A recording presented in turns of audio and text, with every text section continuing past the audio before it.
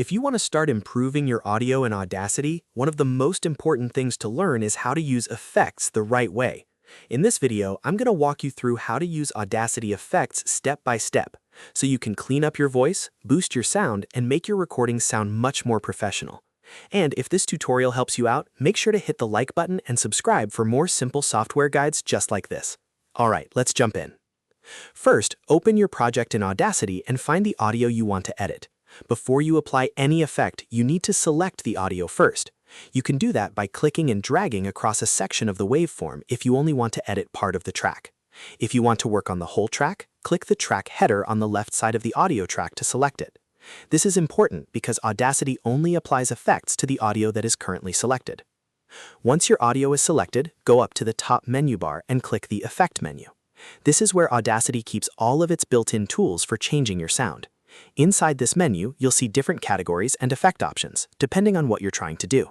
For example, you might see tools for volume and compression, EQ and filters, noise reduction, and other sound adjustments. Now browse through the effects and choose the one you want to use. If your voice sounds too quiet, you might look for a volume-related effect. If your audio sounds muddy or too harsh, an EQ or filter effect may help. If your sound is uneven, compression can make it more balanced. The key is to choose the effect that matches the problem you're trying to solve. After clicking the effect you want, a settings window will pop up. This is where you can adjust the sliders, numbers, or options to shape the final result. Don't just click through too fast here, because this part makes a big difference. Take your time and fine-tune the effect based on what you want the audio to sound like.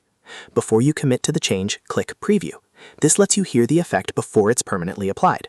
Preview is one of the most useful parts of Audacity because it helps you test the sound without making a mistake. If it sounds too strong or too weak, go back and adjust the settings again until it sounds right. When you're happy with the result, click Apply. Audacity will process the selected audio and add the effect to the track. After that, you can continue editing, add more effects, or play back the track to make sure everything sounds clean and balanced. Now there's also another useful way to work with effects in Audacity, and that's the real-time method. Instead of permanently changing the audio right away, you can click the Effects button in the track header on the left side, then click Add Effect. This gives you a live effect setup so you can hear changes in real time and turn them on or off without permanently altering the file. This real-time workflow is great if you want to experiment and compare different sounds before finalizing anything. It gives you more flexibility, especially when you're working on voiceovers, podcasts, or music where you want to test different styles.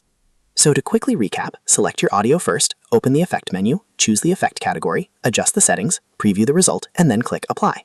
If you want a more flexible workflow, use the Real-Time Effects button in the track header and add an effect there instead. That's the basic process for using Audacity effects effectively. If this video helped you, please give it a thumbs up and subscribe to the channel for more Audacity tutorials and beginner-friendly editing tips. Thanks for watching, and I'll see you in the next one.